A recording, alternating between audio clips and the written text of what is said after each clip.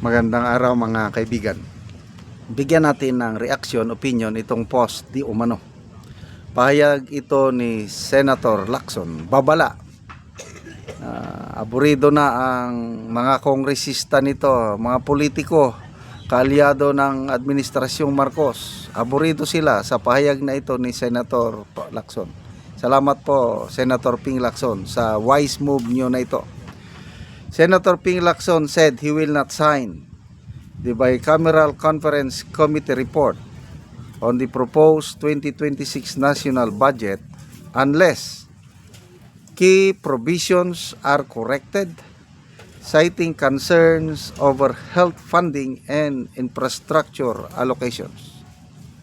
So ito ang kanyang sinabi, sorry, unless rectified in its final version, I cannot sign to ratify a BICAM report with 51 billion for MAIP. Ito po yung Medical Assistance for Indigent Patients. Yung pipila ka pa sa mga opisina ng mga congressman para makakuha ka ng guarantee letter para matulungan ka nila sa hospital bill mo. With nothing but guarantee letters from politicians and is not compliant with the Universal Health Care Act. Further, I will not associate myself with the 33 billion spending for unplanned and unvetted farm to market roads, Lacson said. The senator emphasized that health-related funds should be consolidated under the Department of Health's UHC program to ensure proper implementation and accountability. He warned that the use of guarantee letters from politicians undermines the intent of public health assistance. Sabi niya, all health-related funds must be subsumed under the Universal Healthcare Program of the Department of Health.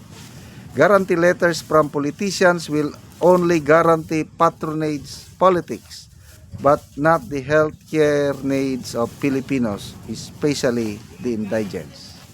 Salamat po, Senator Lacson. Kahit sinasabi ko na nawalan na ako ng gana kay Senator Lacson yung pag-handle niya ng Blue Ribbon Committee doon sa flood control mess. Dito, saludo ako. Sana marami pang senador na katulad ng posisyon ni Senator Lacson na hindi pipirmahan yung BICAM na yan dahil kalokohan yan, yung MAIP. Bakit ka, in the first place, yung pera na yan, pera ba ng mga politiko, mga congressman, karamihan yan eh. Pera ba nila? No way, pera ng taong bayan. Bakit pa parang nagpapalimos ang mga indigent patients natin? Kalukuhan yan. Tapos itong palasyo, may nabasa akong post, sabi ni Auntie Claire na hindi daw ibebeto ng Pangulong Marcos ang MAIP. Tutuloy daw yan pag dyan. Anong ibig sabihin nun? Wala, aliado nila gagamitin nila sa pampolitiko para ipapalabas na ang taong bayan may utang sa mga politiko. Kalukuhan yan eh. Ito kasing mga politiko, akala nila na ang taong bayan parang mangmang, utso-utso na kailangan mong lumuhod sa kanilang tanggapan para may pamukha nila na utang na loob nila yung pagbayad sa ospital. Hindi pera ng taong bayan yan. Laking kaibahan, panahon ng Duterte. Meron bang mga ganyan, guarantee letters? Wala. Dahil gumagana yung malasakit centers yung naumpisang malasakit center ni Senator Bongo. Ang daming natulungan ng malasakit center. Hindi mo kailangang kumuha ng perma ng politiko. Punta ka lang, bawat ospital, panahon ni Tatay Digong, mayroon ng opisinang malasakit center. Punta ka lang doon, magpa-interview para malaman yung kalagayan mo. Pag mapatunayan na indigent, wala kang kakayahan, automatic libre. Ganon. Ang sistema panahon ni Tatay Digong, ang laking kaibahan ngayon, trapo, epal, whatever. Why? Because the president allowed it. Mga kaalyado niya yan, mga ano. Kaya, punta tayo sa Farm to Market Road. 16 billion lang ang original niyan. Pagdating sa Bicam, ginawang 32 o 33 more or less. Naging debate yan. Hindi na sila makagalaw, hindi na sila makadiskarte sa flood control project. Transfer naman nila sa Farm to Market Road. Unplanned yan, unprogrammed, unvetted. Basta lang. Pinansa, in-insert. Kalukuhan eh. Again, mabuti na lang at may mga senador tayong matitino. Kasi kung pabayaan lang natin ang mga kongresista, wala. Kawawa tayo. Ngayon, saludo tayo yan, sina Senator Lacson, Gatchalian, yung mga maingay. Senator Loren Ligarda, Senator Aimee, Senator Pia Cayetano. Sana mas madaming hindi pipirma at ito pa, babala ni Senator Lacson. Baka magkakaroon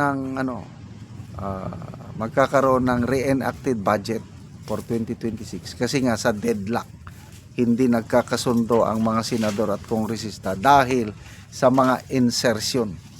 Biruin mo, sa report ng PCIG,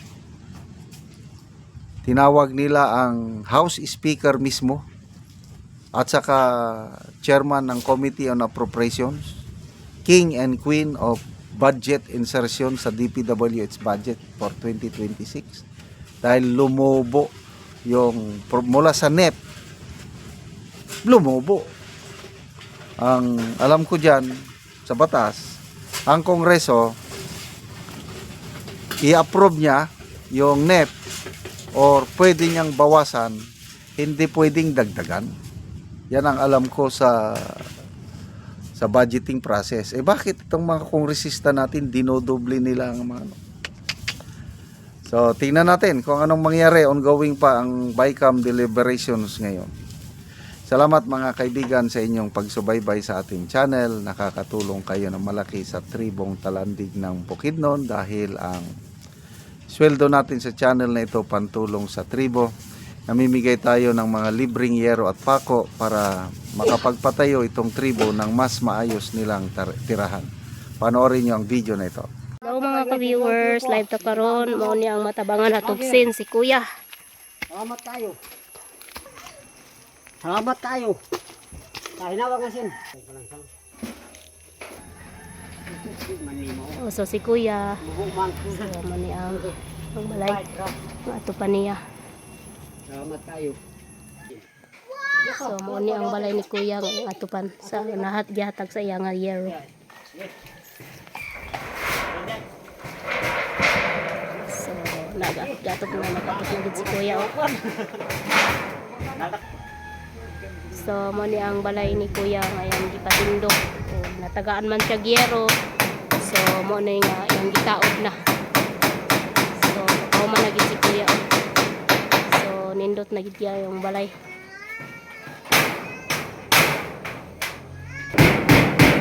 So nindot ka no kay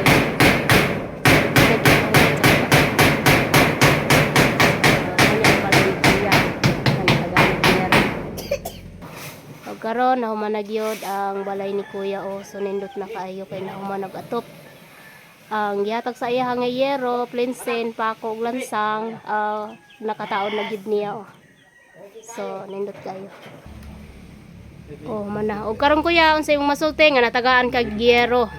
Ay, pasalamat gid mi sa kuan naghatag og sin kay nakahuman gid mi kuan. Salamat gid sa Ginoo sa nagtabang og kuan sin. So pila na imong edad Kuya? 49 na. Sa 49 na ka, so na kay mga anak. Na ana. So asa imong mga anak Kuya? Nag-eskwela. So nang eskwela pa sila. So unsa imong panginabuhian Kuya nganong karon pa man maatupan imong balay? Kuan lagi mag-uma. So mag-uuma lang ka Kuya. So si kuya mag-uuma lang so dako kayang pasalamat kay natabangan siya og nakaatop siya sa iyang balay og yero. So salamat kaayo sa nagtabang ug sa nagtan-aw sa video. God bless.